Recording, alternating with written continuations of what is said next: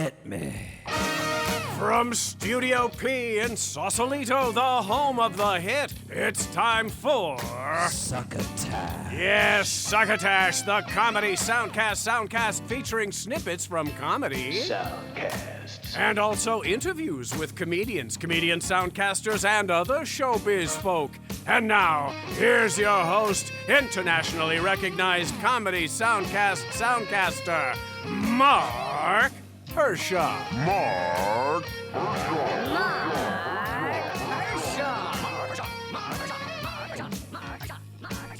Ah, can you feel it, listener? I can. I can feel it. The warm, sultry breeze of our impending Succotash hiatus is gently wafting around the next bend in our feed. I'm your every other weekly host, Mark Hershaw, and welcome to episode 352, which I'm calling Last Clips Before Hiatus, because, well, it's our second to last episode before we take a break, but the last one in which we'll be featuring clips. I'll tell you more about what our last show before we jump the tracks is going to be like toward the end of this episode, but for now, let's share this time together as just another in the long line of Succotash episodes where we feature clips from other comedy soundcasts across the internet. Before I get to what I have in store for you, let's recall what Epi352, Tyson Saner's final solo hosting episode before the break, was like last week. His was the first episode to officially enter our 12th year of soundcasting. We started in April 2011, so Tyson gets the glory and the honor of being the first of us to break the tape on year 12 with his Penultimate Pre-Hiatus Show, which featured clips from comedy soundcasts Holidays After Dark, What Went Wrong, and Bit Weird But Fair Enough, I Guess. Tyson wrapped up that episode with a very sincere thanks and farewell for now, and I think you'll get a great deal out of listening to that installment of the show. As for me, I'm intending to go out with this show as it was originally conceived, by featuring a collection of clips from soundcasts we've not featured before. Sure, we've occasionally dipped back into the same pool now and again to feature some faves, but our overall design and intent has been to bring you what's fresh and new, at least to our ears and possibly yours. Bearing that in mind, I have clips from Literally with Rob Lowe, a new sitcom soundcast called Popcorn for Dinner, and a show from across the pond in England, a well-regarded standby there, called Always Be Comedy. Since this will be our last opportunity to do so for a while, I'm going to feature an audio essay from comedian and friend of the show Dan St. Paul from his Slices blog entitled Slave to the Machines. This lovely cavalcade of clippage and features is brought to you, as always, by Henderson's Pants and their new bottoms-up cargo pants, a recent introduction designed by our own announcer Bill Heywatt for that discriminating boozehound on the go. As I said toward the end of this episode, I'll let you know what's in store for the final next week, as well as a few wrap-up thoughts from my brain and my heart as we hit our 12th year anniversary. In the meantime, however, let's hit those clips. Right here. Is there more of a consummate celebrity in the entertainment world today than Rob Lowe? He's an actor who created an indelible brand for and of himself. He's never really had any controversy around him, and he's basically a homegrown Hollywood talent who's been around since he was a kid. A few years ago, he started popping up as a guest on a number of soundcasts, and it wasn't long before he pulled the cloak off of Literally, the show he hosts every week, mostly talking to friends that he pulls out of his own cell phone. He recently talked with Levar Burton, famous for playing Geordi LaForge on Star Trek The Next Generation, and before that broke through as Kunta Kinte, a young slave on the Roots miniseries. And he talks about both those experiences a bit in this clip. And then, of course, there's the Star Trek era. Star Trek thing, yeah. Yeah. I mean, That's a tell me about the visor. I got to know about the visor, because I got to say, to me, the visor looked like there's girls in the control booth. What are the things you put in your hair to make your hair? It's not a barrette. That's because those are the banana clip. Is it? What's the thing? Headband? Yeah. Thank you. Yeah. It's Yeah. like to me looked like just a woman's headband they threw on you. That was the They weren't, that was the inspiration. Was it? It was. No, it was not. It was the inspiration. No, it wasn't. Okay. Well, Come on, really? ask Michael Okuda, the man who designed it. It was inspired by a Denise Okuda headband, a women's hair retention device. Okay, so I'm not crazy. No, you're not. You're not. See, I was just thought it was one of those things where they were like, they've spent so much money hiring you, your ginormous fee and the sets, and they're like, oh Jesus Christ, we forgot to do the goddamn eye thing for him. What about this?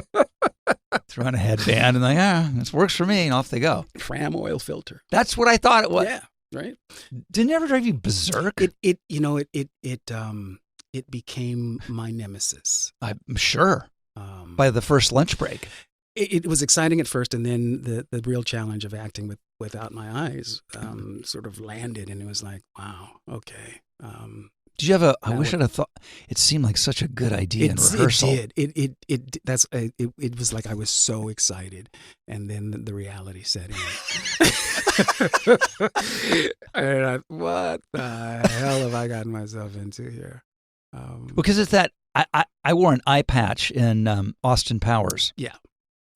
And that thing used to drive me bananas. Is it the depth perception thing? Yes. Right. The depth perception. And it's kind of like seeing a little is worse than not seeing at all, maybe. Yeah. See, did you have you had upper peripheral vision? No, I did not. No. You had I couldn't see above my head. I couldn't see. You couldn't see at all? I couldn't see my feet. No. I could see what was right in front of me. And the challenge was to not look for my feet, right? Because, chief engineer had to know every inch of that ship. And you couldn't see me hesitating to figure out where the ramp was, or, I bumped into a lot of shit in the first season. That would be a good behind the scenes. It was challenging.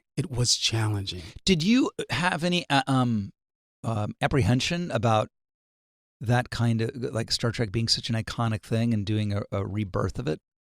Or did you know this is going to be amazing? Who doesn't want to be a part of it? I just wanted to be a part of it. Of course, yeah. I just wanted to be a part of it. And, I think I had, I wasn't afraid of it because overcoming the stereotype of Kunta Kinte, was the job, that Dolores and I undertook after Roots, to make sure that I had a career that had any sort of longevity. In order to do that, I was going to have to, beat the tendency. Universal wanted to do the life and times of Kunta Kinte, or, a series based on stories. And I just figured that was going to be the end. The end before, just as it's beginning. Just as it's beginning, so. Was Gene Roddenberry alive? Yes, very much so. What was he? Did you meet him? What was he like? Very much. He was, he was that visionary. But one of the things that I learned from Gene Roddenberry, obviously, who created creator of Star Trek. They called him the Big Bird of the Galaxy. Oh, that's amazing. Yeah. Gene taught me that all of our heroes are human. Rob Lowe literally makes it seem pretty much effortless to helm a soundcast, like literally. I don't know if you've been watching the third and final season of Picard with Sir Patrick Stewart on the Paramount Network this season, but Levar Burton reprises his Geordi LaForge character there. And you can find literally pretty much everywhere soundcasts are streamed and or downloaded. This next entry is brand new. It's only been out for about 8 or 9 weeks at this point, which means its first season must be coming to a close, and you can binge it. And why would you binge it? Because it's one of the first full-on soundcast situation comedies that I've heard. Popcorn for Dinner is, first of all, produced by one of my favorite production outfits in the whole world, which is Kelly & Kelly out of Vancouver, Canada. We featured other shows from them before, including This Sounds Serious and Dexter Guff, and the creators of those shows have been guests on this show. This new offering is largely written and created by comedian Maddy Kelly, no relation to Pat Kelly or Chris Kelly, who are related, but maybe it helps to have them set a show up for you if your last name is Kelly. I'm thinking of changing my last name to Kelly. It features former Nickelodeon star Ciara Bravo as the narrator and stars Maddy Kelly, Charlie Foster, Jillian Ebanks, and Ben Fawcett as 4 friends in their early 20s as they try to make it on their own, despite the fact that none of them knows what that's supposed to look like. It's got all the tropes that make classic sitcoms identifiable, including a laugh track. Yeah, it's got a laugh track. It's meta, it's corny, it's funny, and after I listened to the first 3 episodes, I was pretty much hooked. I listened to the first one and went, this is okay, and then you kind of get into the characters and their little adventures, and the clip I have for you is from episode 6, and I picked up the very opening of the show so you can easily see the vibe, feel the vibe that's going on. They have the opening teaser scene, the setup for the episode, and you get to hear what the main characters each sound like, kind of in turn, so you get a feel for everything. Give it a listen. Popcorn for Dinner was not recorded in front of a live studio audience.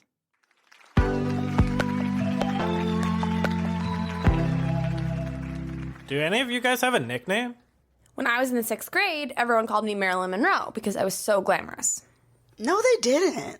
But I wanted them to. No, I've never had one. How about you, Ellie?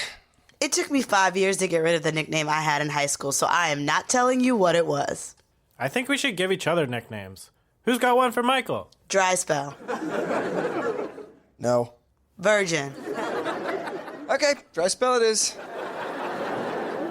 You can give me one, but I don't want to be mean. But I do want it to be descriptive. Brown hair. It's not cool. Try again. Long brown hair. Who's next? Can mine be Peninsula? Sure. Yes.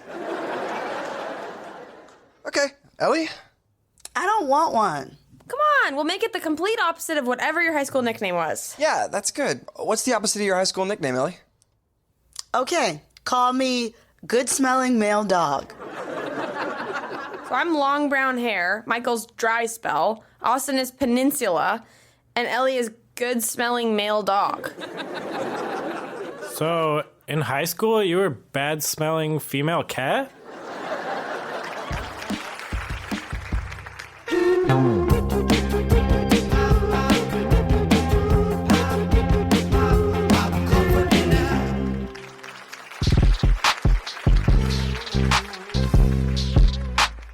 You're listening to Popcorn for Dinner, a show about being young and broke. Not to be confused with another podcast called Sweaters for Bed, a show about being cold and rich. It's Saturday morning. Michael and Austin are on the couch staring at their laptops. Laura kicks open the front door. She's wearing a bandage around her head like a cartoon character with a toothache. Hello, my friends! I'm feeling so good! Thank you, Tylenol 3. If it's called Tylenol 3, why don't I take so many of them? Laura just got her wisdom teeth removed an hour ago. You guys, you have to help me. She's out of control. Ellie has agreed to take care of her, which is a terrible plan because Ellie is not the nurturing kind. She's killed every houseplant she's ever owned. She's so messed up from the anesthesia, she spat a mouthful of blood onto the floor of the subway and then said Coney 2012 and ran away. Oh my God, Laura, are you okay? How did it go? I got a boogie woogie, baby, and it's totally sweet. I moved my tongue in all the places where my teeth used to be. You're not supposed to tongue your wounds. No, you're not supposed to tongue my wounds. Yeah, what are you, the tongue police? I'm literally the only one taking care of her. I could really use some help here. Sorry, Ellie. Hey, Laura, why don't you lie down on the couch? I'll get your slippers. Okay. Austin, can you get a couple ice packs out of the freezer? Austin hasn't looked up from his laptop this whole time. He's chewing on his thumbnail with a lost look in his eyes. Austin? Austin? Hello? Oh, I'm sorry. I'm distracted. I'm seeing Emma's parents today to get their blessing before I propose. What? You're proposing to Emma? The girlfriend we just heard about? Yeah. Didn't I tell you? I could have sworn I told you guys that I was proposing. Marriage, like for grown-ups? With the rings and the money? Yeah. Exciting, huh? That's right, folks. Austin has made the decision to get married. He's one of those people who gets married at 22. We all know them. Kind of makes sense for him, doesn't it? I'm sorry, I'm so floored. This is a lot to process. I mean, it's great. I've just never known anybody to get married so young. I got married at 19. No, you didn't. I didn't? Oh, God. Why didn't I? Nobody wanted to marry me? Well, I think it's great, Austin. And for the record, I knew it. I knew all along you were religious. I'm not religious. I just know Emma's the one. And when you know, you know. You know? No. That's a taste of popcorn for dinner. It's so new it might not be available from every Soundcast distribution point, but it's getting there. If you have trouble locating it, just slide over to our home site, succotashshow.com, where we have links to the home sites for the shows we feature, as well as links to the socials for most of the people involved. We'll be back with our third and final clip of this episode, plus comedian Dan St. Paul's audio essay right after our freeloading fake sponsor gets their second-to-last licks in. Hello, friends. Bill Heywatt here with an exciting new offering from Henderson's Pants. You know, they finally got wise after hearing some of our old installments of Boozin' with Bill on the old Succotash soundcast, and they reached out to ask, nay, get down on their little knees and beg yours truly to help concoct a special pair of trousers. Introducing the Boozin' with Bill bottoms-up cargo pants. Yes, I am beyond excited to introduce you to these fantastic wonders. Just as traditional cargo pants are loaded with pockets, my bottoms-up model has much the same, but they are designed to hold a variety of fifths of your favorite aperitif, top-shelf liquor, or just plain old, well, you know, rot-gut hooch. Bottoms up, don't stop there. Oh, no. Shin panels swing aside, where you can store everyone's favorite party mixers, tonic, soda, juices, Red Bull. The choices are infinite and up to you. What's more, the seat drops open to reveal a fully functional miniature ice machine. And where are the glasses, you might ask? Well, Henderson's patented hip holsters are loaded with shot, bucket, and highboy glassware. And finally, garnishes like olives, limes, lemon twists, and cherries tuck up nice and neat in the groin trays right up next to your right up next to your swizzle stick. Oh, who writes this? You know, your Boozin' with Bill bottoms-up cargo pants come fully loaded with everything y'all need to get your first trouser soiree started. And when it's time to restock, Henderson's Pants has worked out a lifetime discount at any Barry's Booze Barn located in the continental United States. Finally, anytime you wish, there can truly be a party in your pants. Originally designed for bartenders, goaltenders, and chicken tenders, Henderson's Pants Boozin' with Bill bottoms-up cargo pants are available in every dive bar, gin joint, and speakeasy from coast to coast. That's Henderson's, pumping out pants and mixing libations since 1564. And now, back to Succotash. Thank you, Bill Heywatt. What a professional. I'm going to miss you during our hiatus, Bill, but I'm sure you'll be back. I'm not sure how long Always Be Comedy's been cranking out episodes in Britain, but given their list of guests, it's been going for quite a while. Hosted by comics Jim Gill and Tim Lewis, they invite other comedians in to chat and curate their dream gig, to talk about all the elements they would bring together to make a dynamite boffo show. The other acts, the lighting, the stage, what the showroom looks like, or maybe what particular showroom. This clip doesn't quite get to that part of the host chat with their guest, England's comedy legend Stuart Lee, which is worth strapping in for given his experience. But instead, in our clip, Stuart waxes on a bit about some of his contemporary veteran comedians. We're so inspired by yourself, Harry Hill, Al Murray, because you've all been going, a lot. I think each of you must have been going over 30 years or, there or thereabouts. Yeah. But your enthusiasm and your passion, and tell me I'm wrong, you guys seem to be as up for it as ever. We were with Al last night, and the love is there, isn't it? Oh yeah. Well, I mean, I think we're privileged in that we were around when stand-up became a sort of viable thing, alternative comedy. I remember the first time I saw Newman and Baddiel in a theatre. They did the Cochrane Theatre off Holborn, which holds about 500-600 people. And I thought, this is insane. It's out of control. I can't imagine that people would do this size rooms. And then, of course, it ended up people doing stadiums and stuff. So we saw it get to a point where you could do art centre tours and whatever. But we also grew up during the time where actually just being a stand-up was viable, right? You know, you could live cheap, you could do it, you get paid cash for circuit gigs, whatever. What's happening now is that people, you know, they need other stuff. They have to have social media presence. They have to cross-platform. They need other things to make it work. Or they're doing stand-up. You see this a lot. You used to see it in the States all the time, but you're seeing it more here. You kind of feel like someone's doing stand-up for a bit to have a calling card so they can get spotted to be in a sitcom or become a personality or an influencer. Whereas we actually wanted to be stand-ups, and that was all. And I didn't do it to get to something else, you know, and I know Harry didn't either.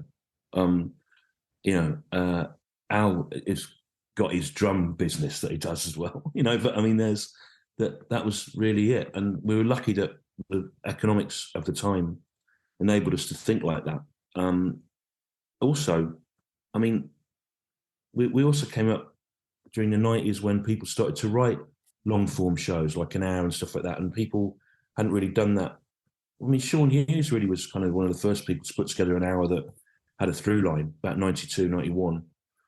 And then, but it would be difficult to do that now because, you know, you'd have to live in a capital city. You'd have to do gigs all the time to get that good. And it's just much more expensive for people. So we have got the passion and we do like trying to get better at it. But we were lucky that we were born at a time that allowed that, you know. And it means with the three of you, you're always coming up with, you know, you mentioned there about changing the format of the show compared to previous. But I sense that the three of you, you're always trying to come up with new ideas. That, you know, the creativity just falls off you. Harry Hill's got a new bit. Maybe you won't thank me for burning it, given he's on tour, but he's got a bit where he tells an anecdote and then sings a recap about what he just told you in the anecdote. I mean, it's absolutely. I think he sings it to the Crossroads theme tune. Well, you know what? You just reminded me that he's on. I've not been able to see this tour so far, and yesterday I took a poster of him to the Framers from 1993, where he's still got hair, which I might give to him or keep. I don't know, but I will go and see this tour at some point, and I'll take my kids to see Harry Hill, in the same way as I took them to see Bob Dylan, right? And I kind of think it's amazing that they are alive at the same time as this talent. You know, I think he's one of the absolute greats, and I don't think people really realise how good he is, because I think, at the risk of sounding, I think the comedy connoisseur snobs probably think that he's this light entertainment guy from those clip shows. If they were to see him live, they'd see he's absolutely one of the all-time greats. So if you haven't caught it, give Always Be Comedy a go, available on Apple, Spotify, and all the usual Soundcast haunts. Which brings us to the end of our featured clips this week, and right up to the doorstep of comedian and friend of the show, Dan St. Paul. He's been writing these humorous essays for his Slices blog on Substack for a while now, and at one point I had him record a few, and then I added some music and sound effects to him. Well, that was impetus enough for Dan to turn to his pal Jimmy Goings and really get into producing them. Here's his latest, entitled Slave to the Machines. My printer and my new computer are not talking to each other. I've tried to patch things up. I can print from my iPhone and my iPad, so I know this printer works. It's made by Hewlett-Packard, and so is the computer, so what gives? You'd think an old HP printer would be open to the advances of a young, attractive PC. Yoo-hoo! Hello! It shouldn't bother me so much, but somehow I don't feel whole unless I can print. The episode has convinced me that I am at the mercy of machines. If my TV doesn't have a lasting connection with my receiver, we don't see the Giants game. If my ignition is ignoring my engine, we can't drive to the grocery store. If my thermostat isn't on good terms with my furnace, we can't be warm on a cold night. If my router isn't online, I can't pay my bills, send an email, or read the New York Times. In order to improve these complicated relationships, I needed to have completed a psychology engineering double major. I submit that all local adult schools offer a class in basic household engineering. We could bring in the literature supplied with our machines and ask specific questions like, what the hell does this mean? How do they expect me to know that? And how do I find my show? Is it on HDMI 1, 2, or 3? Unlike high school French and college calculus, I would pay attention. I want to know the secret life of my mechanical masters. It should be said up front. I am not Mr. Fix-It. I have a very low frustration threshold. I can sit through Sophie's Choice without shedding a tear. But if I'm putting together a desk from IKEA, there will come a point when I cry like a baby. I once installed a dimmer, but I put it on the wrong switch. So now I can open my garage door really fast or really slow.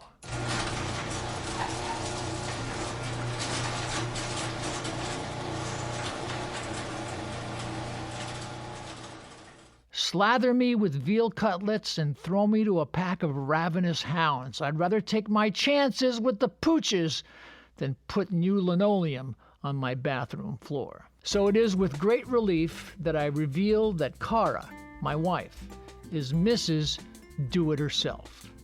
She is the 5'4" distaff Bob Vila, installing a new ceiling lamp in the bedroom, reviving a faded teak bench, sewing new covers for patio seat cushions, cutting a hole in the cabinet door for our new cat to have some privacy while using her litter box. The thought of any of these projects causes me to reach for a Klonopin, but Ciara zealously looks forward to them. This is how we've stayed married for 35 years. We complement each other. She is adventurously brave, and I'm a chicken with 5 thumbs. She has, however, occasionally thrown in the towel. That's when we turn to a service on my cell phone that allows us to call in a hero to save the day. TaskRabbit. Installing a pedestal for our washing machine, drilling through stucco to install a new mailbox and numerals on the front of our house, sealing a hairline crack on the granite in front of our kitchen sink, moving a new patio table and chairs we purchased on Craigslist. All were done with the help of local handymen with the right tools, vehicles, and muscle mass. This is a tremendous service for an aging, wimpy spaz like me.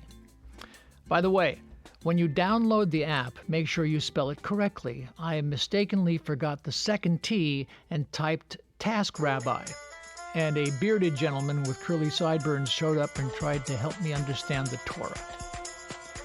I also recommend not getting too chummy with any helper. One of them discovered I was a comedian, and he asked me to appear on his podcast. And it turns out he's a whacked-out conspiracy theorist. He seemed like a nice guy until I sampled his YouTube channel. Now I won't hire him because he may have mistaken me for a sympathetic, xenophobic non-vaxxer.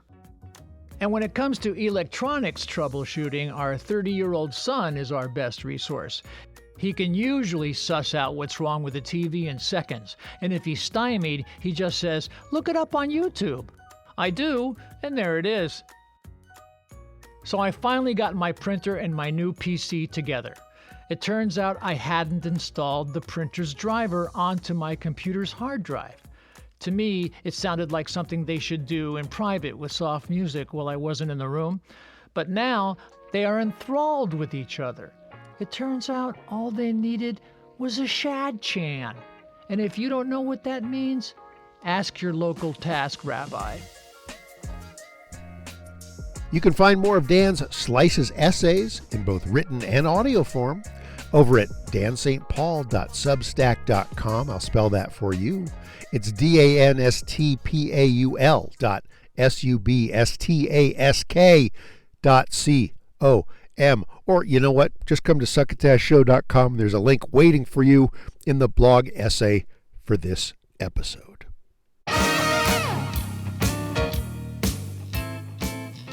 That is going to do it for this final solo episode before our Succotash hiatus begins.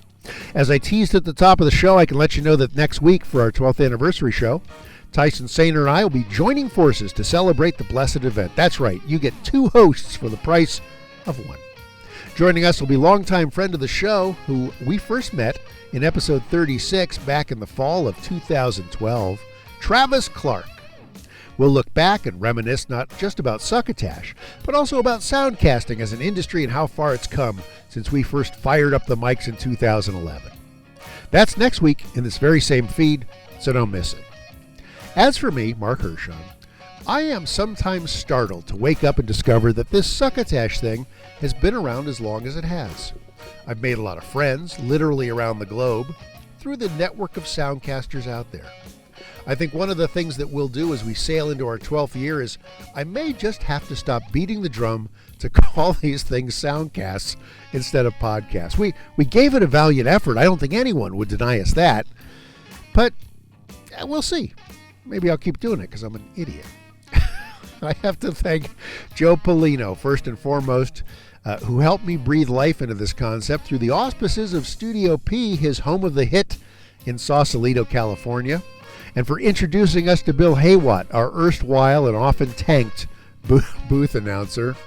Scott Carvey, one of Dana Carvey's brothers, created our theme music from me sending him a jazz tune I liked and then doing his own interpretation of the concept. That way we could have music free and clear for the run of the show.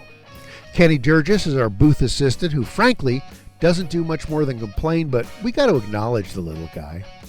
More than anyone connected to the show, my heartfelt and deep gratitude goes to Tyson Saner, who went from contributing a few odd clips now and again to becoming the show's associate producer and then to full-blown host, slipping into the big chair for several years while I stepped into the background as executive producer and got to take a big breather. And I would be remiss if I didn't thank my wife, the lovely and talented Deborah Hershon. While she's never spent a moment hanging around this show, if not for her support and giving me the space to create and shave off time from our personal time together, sometimes even while on vacation, and sometimes even urging me to head to Los Angeles or to shows in San Francisco so I could get interviews and such, this show certainly would not have happened, so thank you, Deb. Finally, of course, there's you, our listener. Whether this is the very first time you've filled your ears with Succotash, or if you've been with us for every one of our 352 episodes we've dropped, this has always been intended for you, as a wayfinding tool to help you hack through the soundcast wilderness to find fun new shows to listen to. And whether it was from those heady early days when we would actually show up on the front page of Apple's lead downloads, or more often bouncing along with just blips on the download radar, we know that you've been out there putting up with our audio shenanigans. So thank you, thank you, thank you. We'll be here next week with that 12th anniversary show, and then Tyson, Bill, Joe, and I are going to take a little break, catch our collective breaths, and figure out how and when we'll return. This show maybe will be exactly like you hear it today, or we may change up the format and try some different things. Hang in there, and we'll let you know what's what. In the meantime, if in the next week or so you have someone tap you on the shoulder while you're working out at the gym and they ask what you're listening to in your earbuds, won't you please pass the Succotash? Goodbye.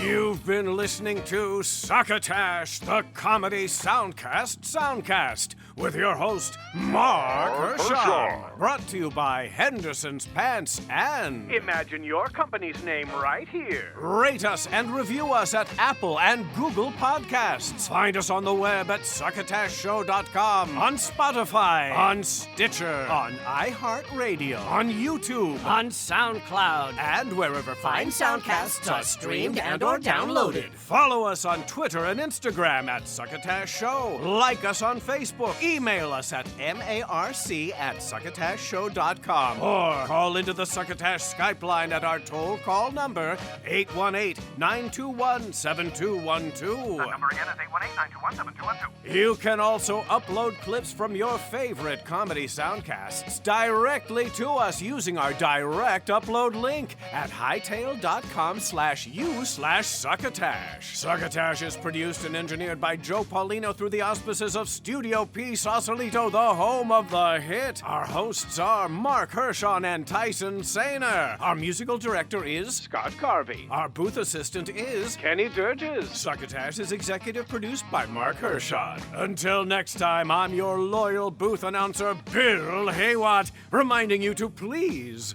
pass the Succotash. Goodbye.